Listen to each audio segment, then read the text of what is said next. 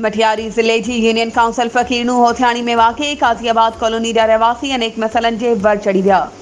Khandu stop भरिसां क़ाइम थियल काज़ियाबाद कॉलोनी वासियुनि खे का बि बुनियादी सहूलियत न मिली सघी। बरसात खां पोइ रहवासियुनि जा अच वञ जा गस पंध ॿुॾी विया। बरसाती पाणी निकाल न थियण ऐं गंदो पाणी घरनि ऐं गलियुनि में जमा थी वियो। माण्हुनि खे अचण वञण में शदीद तकलीफ़। ॻोठाण गुलाम रसूल विरोही चेतन भील ऐं ॿियनि जो चवणु हो त कॉलोनी जी घिटियुनि ऐं घरनि में 2 फुट खां वधीक पाणी जमा थी वियो आहे। पकियुनि घिटियुनि जी सहूलियत न हुअण करे ॻोठाणनि खे शदीद मुश्किलातुनि खे मुंहुं ॾियणो पइजी रहियो आहे।